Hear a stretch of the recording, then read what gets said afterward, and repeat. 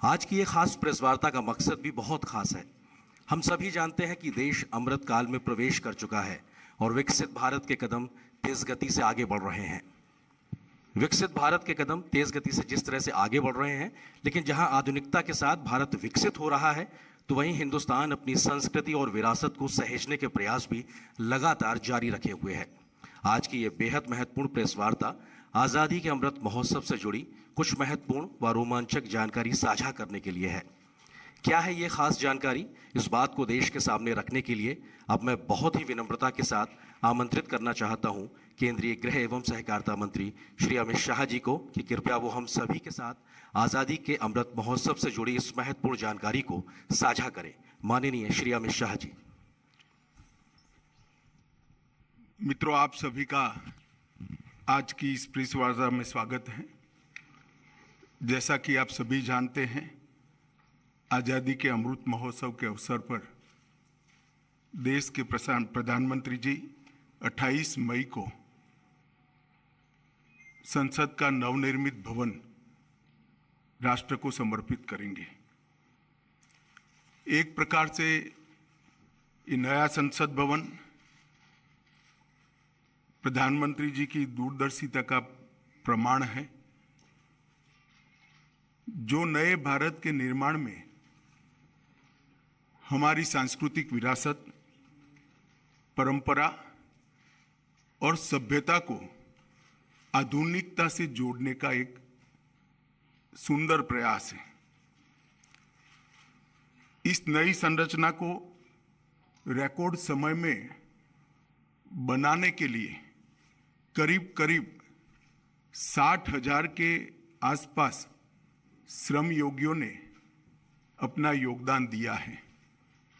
इस अवसर पर प्रधानमंत्री जी ये सभी श्रम योगियों का सम्मान भी करेंगे। इसके साथ साथ एक और महत्वपूर्ण घटना होने जा रही है, जिसकी आपको सूचना देने के लिए आज मैं यहां उपस्थित हुआ हूं। इस अवसर पर एक ऐतिहासिक घटना पुनरावर्तित हो रही है। एक ऐतिहासिक परंपरा पुनर्जीवित भी हो रही है। अभी स्क्रीन पर आप एक सुंदर वस्तु को देख रहे हैं। राजसी लगती है वस्तु, इसके पीछे युगों से जुड़ी हुई एक परंपरा छिपी है। इसको तमिल में सेंगोल कहा जाता है और इस शब्द का अर्थ संपदा से संपन्न और ऐतिहासिक है। आज मैं आप सभी को इसको साझा करने के लिए यहां पर उपस्थित हुआ हूं।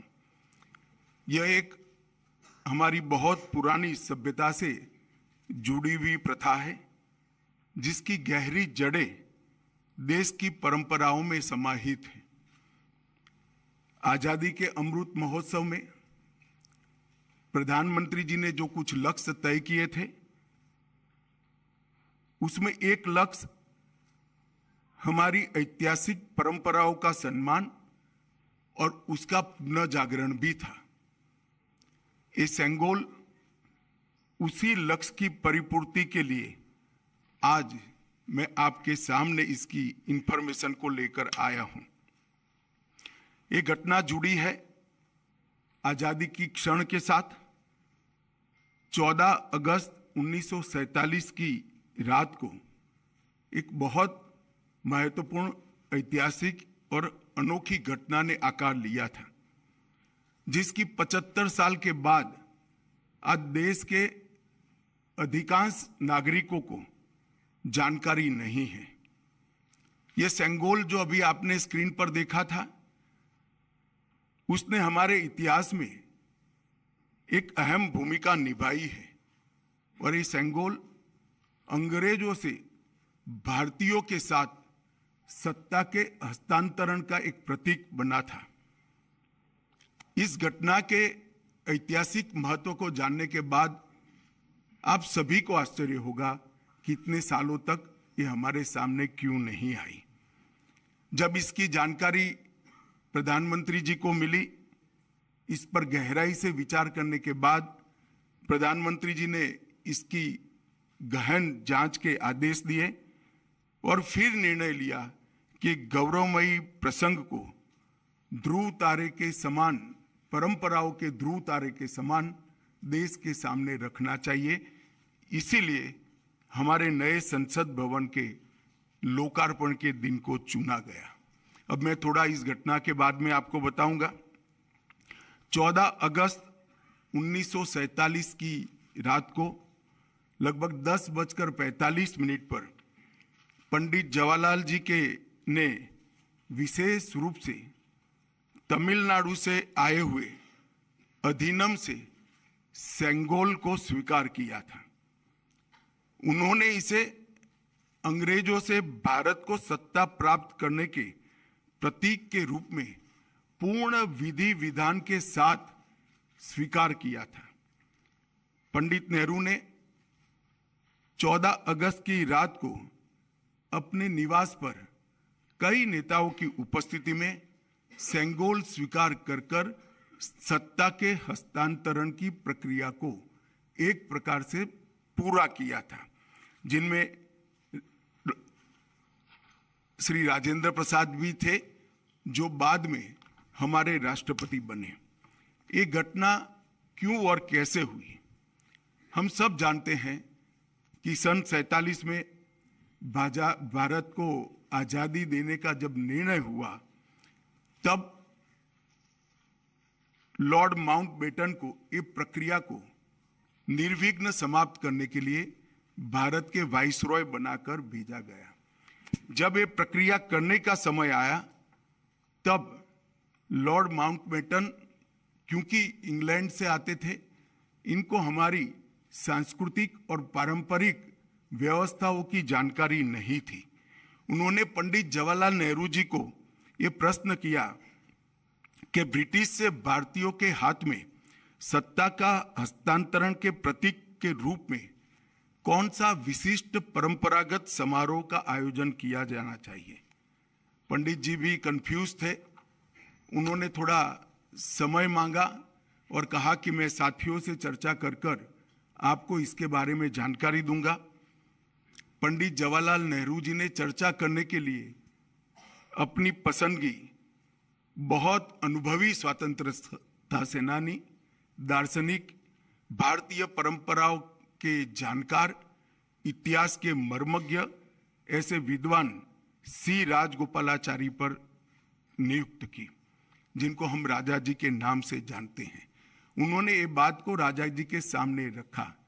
राजा जी ने अनेक पुराने ग्रंथों का अभ्यास कर, अनेक प्रक्रियाओं को स्टडी कर साम्राज्यों के समय में सत्ता के हस्तांतरण की प्रक्रिया का एक सटीक इतिहास रेखांकित कर इस सेंगोल की प्रक्रिया को चिन्हित किया और पंडित नेहरू को बताया कि हमारे यहाँ, हमारी परंपरा में इस सेंगोल के माध्यम से सत्ता के हस्तांतरण की प्रक्रिया को अधिकृत किया गया है।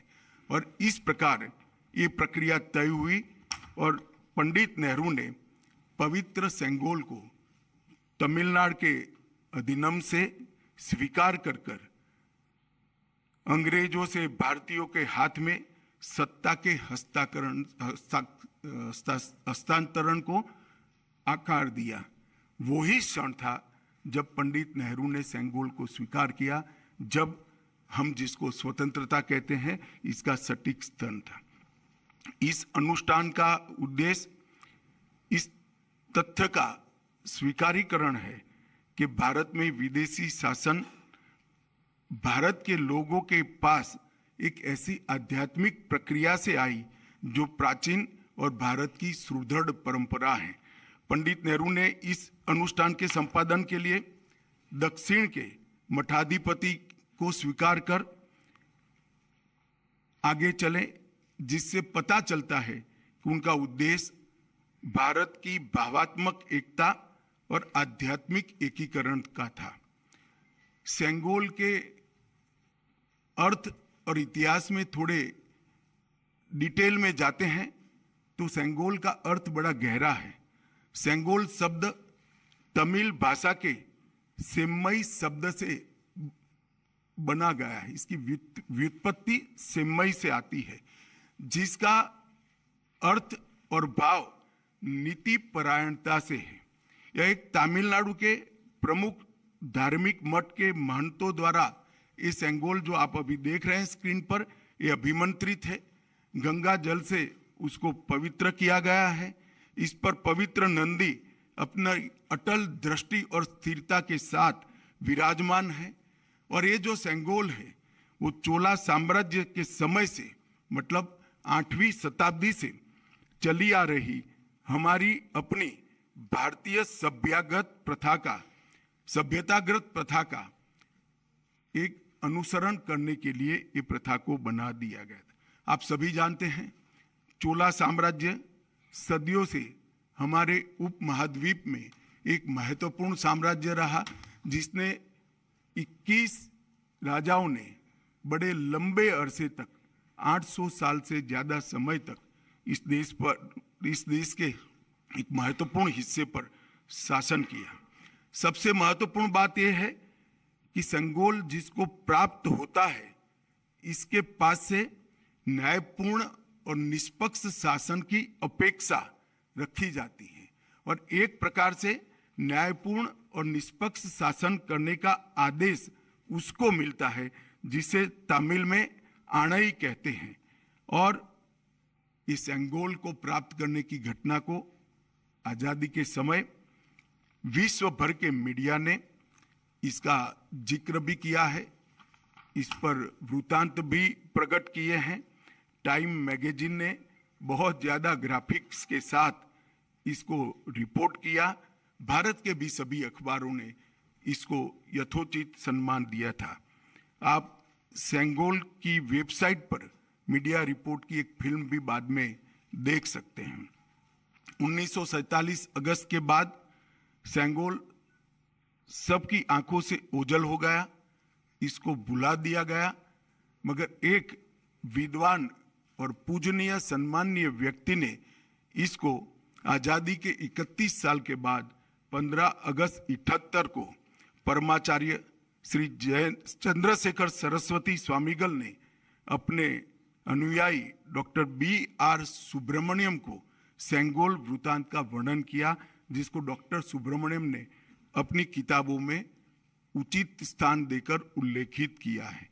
तमिल मीडिया ने भी परमाचार्य की चर्चा को प्रमुखता से जगह दी और उसे जीवित रखा है। हम सब परमाचार्य के इसके लिए कृतज्ञ हैं। दिलचस्पी की बातें हैं कि तमिलनाडु सरकार ने भी इस भूमिका को गर्व के साथ प्रकाशित किया है। यह 2021-22 का HRC पॉलिसी नोट जो अभी आप स्क्रीन पर देख रहे हैं उसमें दर्ज है। इस पर पैरा 24 में इसकी प्रक्रिया को ढंग के साथ वर्णित किया गया है। हमारी सरकार का मानना है कि इस पवित्र सेंगोल को किसी संग्रहालय में रखना अनुचित है। सेंगोल की स्थापना के लिए संसद के भवन से अधिक उपयुक्त और पवित्र और उचित स्थान कोई हो ही नहीं सकता। इसलिए जब संसद भवन का देश को समर्पण होगा, उसी दिन आदरणीय प्रधानमंत्री नरेंद्र मोदी जी बड़ी विनम्रता के साथ तमिलनाडु से आए हुए अधिनियम से सेंगोल को स्वीकार करेंगे और अत्यंत आदरपूर्वक माननीय लोकसभा के अध्यक्ष के आसन के समीप सम्मान के साथ इसको स्थापित करेंगे। मैं मानता हूं कि भारतीय परंपराओं से जुड़ने का एक विरल और महान क्षण होगा।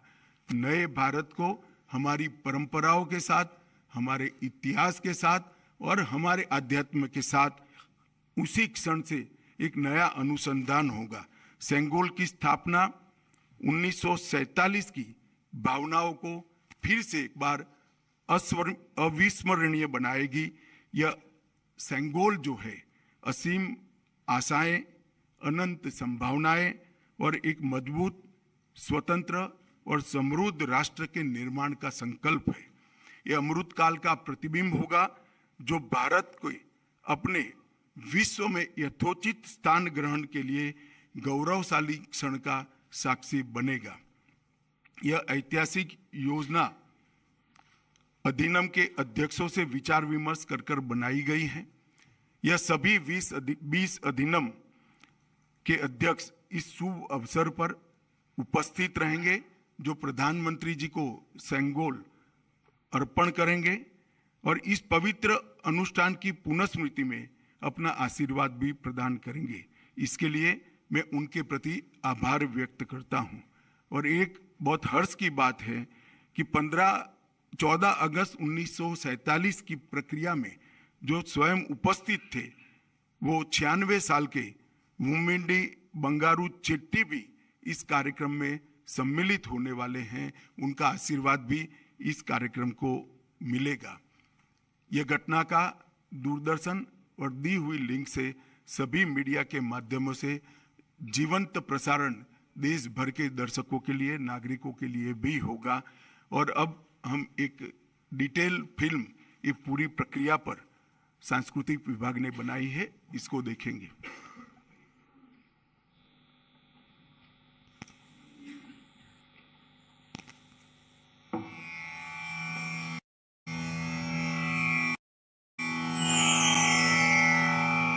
August 1947. Madras Presidency, Tamil Nadu. A group of people were preparing for the trip of their lifetime. They had been called to carry out an important mission, to sanctify and legitimize the transfer of power from one ruler to another. Where were these people going? Delhi. India was getting ready for its freedom, to be rid of the British rulers. After decades of people fighting for self-rule, thousands arrested, killed in action, chasing one goal, Azadi, freedom. The last Viceroy, Lord Mountbatten, had a task to complete, to hand over power to the Indians. He had a simple query. How should this moment of handover be conducted? A handshake would hardly do. What is the symbolism that should be adopted for the moment? He posed this question to Pandit Jawaharlal Nehru. A good question, something that needed thought. A puzzled Nehru turned to the veteran freedom fighter, Shri C. Rajagopalachari. Rajaji, as he was popularly known, was from Tamil Nadu. Nehru respected Rajaji's erudition and knowledge of Indic customs and civilization. Well-read as he was, he found the answer in India's past. In the Chola kingdom of Tamil Nadu, one of India's oldest and longest continuous reigns.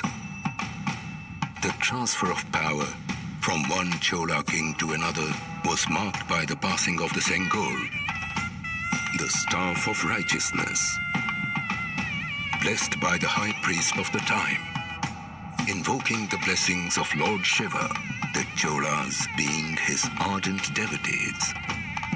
Worship continues in their 1,000-year-old temples to this day. Rajaji recommended that a similar ceremony and symbolism be followed. Nehru accepted this. Rajaji wasted no time in contacting the leading Dharmic mutt or monastery, the Thiruvadurai Adinam, established over 5 centuries prior, located in the heart of Chola land, functioning to this day. The then seer 20th Guru Maha Sannidhanam, Srila Sri Ambalavana Desika Swami, who was ailing at the time, accepted the task. He commissioned the making of the Sengol with famous jewelers, Ummidi Bangaru in Madras. top of the Sengol was Nandi, symbolizing strength, truth, and righteousness. Recalling the making of the Sengol, 96-year-old Sri Bhumidi Ettirajulu. ஆதினவர்கள் எடுத்துட்டு செய்ய வேண்டும் என்று யாரோ சொன்னார்கள் என்று வந்தார்கள். Drawings எல்லாம் காட்டி it was round thing with எல்லாம் போல் இது மாதிரி செய்ய வேண்டியிருக்கு. இது நல்ல பெரிய இடத்துக்கு போகுது, ஜாகிரதையாக செய்யணும், நல்லா செய்யணும். தென் give the order. It was made of silver with gold coating. I was very happy to be associated with the making it. Indian people supervised it. இன்னும் நமக்கே சுதந்திரம் வந்துடுத்து அந்த சந்தோஷத்தில் இருந்தோம். அதுக்காக செய்ய வேண்டிய ஒரு செங்கோலை ஆதீனம் அவர்கள் நமக்கு கொடுத்ததில் மிகவும் சந்தோஷம். The Holy Seer directed his deputy, Srila Sri Kumaraswamy Thambiran, the Adinam's Oduvar, special singer Manikam, and Nadaswara Vidwan T.N. Rajarathinam Pillai to conduct the proceedings. The delegation was flown to Delhi on a special flight. On the night of August 14, 1947, Srila Sri Kumaraswamy Thambiran gave the Sengol to Lord Mountbatten.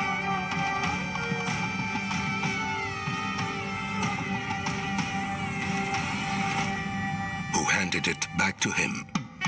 The Sengol was purified with holy water. It was taken in procession to Pandit Jawaharlal Nehru. The Oduvar sang verses from the Kollara Padigam, hymns from the Thevaram, composed by the Tamil saint Tirunjana Sambandar. The sannyasi wrapped Nehru in the Pitambaram and handed over the Sengol. The verse ended with the words Adiyargal Vanil Arasalvar Anai Namade, meaning it is our order that the follower of the Lord, the King, shall rule as in the heavens. Thus the transfer of power to rule the nation happened with a symbol as per civilization practice from 1,000 years ago, in a remarkable integration of the South and the North, commemorating the birth of the nation as one. Nehru accepted the Sengol in the presence of Sri Rajendra Prasad, who later became the first president of India. This event was reported in local and international media. Time magazine of 25th August 1947 carried the report.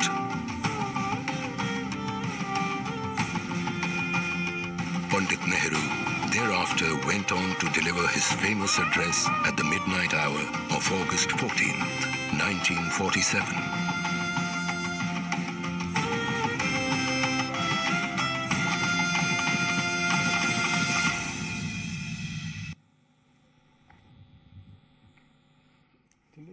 Sengol के बारे में जैसा हम सभी ने देखा, ये बेहद महत्वपूर्ण सूचना, और इसके बाद में अब सेंगोल से जुड़ी हुई वेबसाइट को भी आज लॉन्च किया जाएगा। इस सिलसिले में हम फिर से निवेदन करेंगे केंद्रीय गृह एवं सहकारिता मंत्री श्री अमित शाह जी से कि कृपया वो वेबसाइट का लॉन्च करें।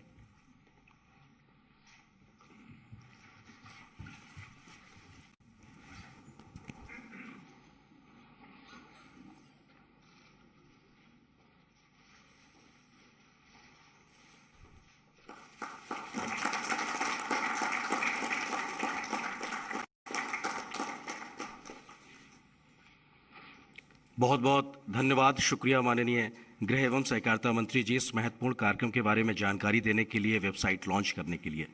अब सेंगोल से जुड़ी तमाम जानकारियां आप मीडिया बंधुओं के साथ भी साझा की जाएंगी। आप मीडिया बंधुओं को उपलब्ध कराई जाएगी जानकारी में सेंगोल के बारे में प्रेस विज्ञप्ति, मीडिया डॉकेट, पृष्ठभूमि के बारे में जानकारी, अक्सर पूछे जाने वाले प्रश्न यानी FAQs। इसके अलावा सेंगोल के आधीनमों और स्वर्णकार श्री भूमिडी जी के प्रवास की जानकारी भी दिल्ली के बारे में वो आपको उपलब्ध कराई जाएगी। और आज की इस प्रेस वार्ता में माननीय गृह मंत्री जी द्वारा सेंगोल के बारे में शुरुआती जानकारी साझा करने के बाद अब आप मीडिया बंधुओं से कुछ सवालों को भी आमंत्रित किया जा रहा है। इस सिलसिले को आगे बढ़ाने के लिए अब मैं आमंत्रित करता हूं पत्र एवं सूचना कार्यालय के प्रधान महानिदेशक श्री राजेश मल्होत्रा जी को। एक सेकंड, पहले मेरा निवेदन है कि इसी प्रक्रिया के बारे में ही सवाल करिए।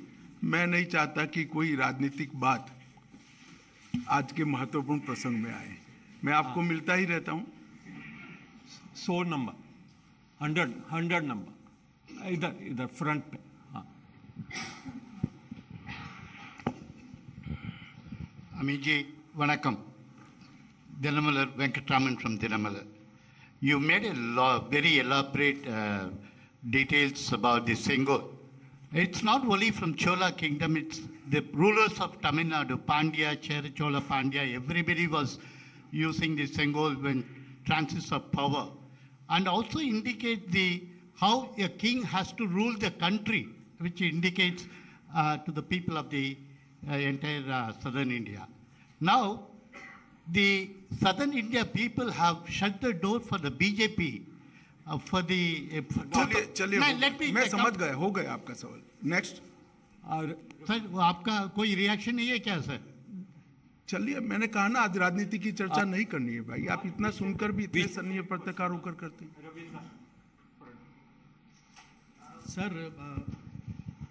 आपने जिस तरह से बताया कि 1947 में पंडित नेहरू देश के प्रथम प्रधानमंत्री ने पवित्र सेंगोल को सत्ता हस्तांतरण के प्रतीक के रूप में स्वीकार किया था।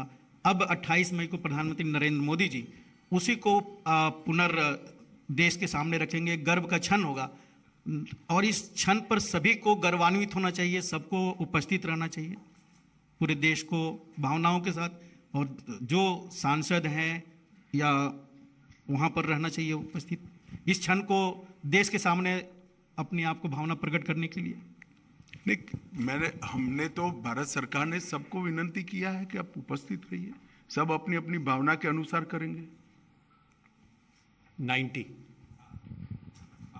सर, ये वही सिंगोल है जो जवाहरलाल नेहरू जी ने लिया था या नया बना है? और अगर नया है तो पुराना वाला कहाँ है? यही सिंगोल है जो जवाहरलाल नेहरू जी को दिया गया था जी। 69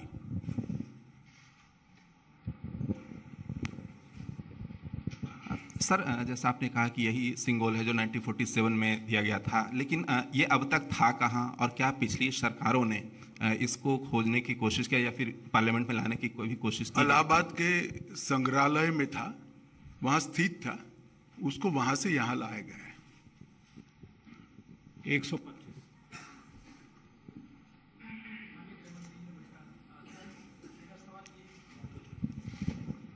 गृह मंत्री जी नमस्कार। मेरा सवाल ये है सर, जो पूरी प्रक्रिया दिखाई गई, जो वीडियो भी दिखाया गया, इसमें पूरी जानकारी मिली है कि कैसे ये इसका ऐतिहासिक महत्व है और कैसे इसको प्राप्त किया गया। तमिलनाडु के लोग आए, उन्होंने ये दिया, सत्ता हस्तांतरण हुआ।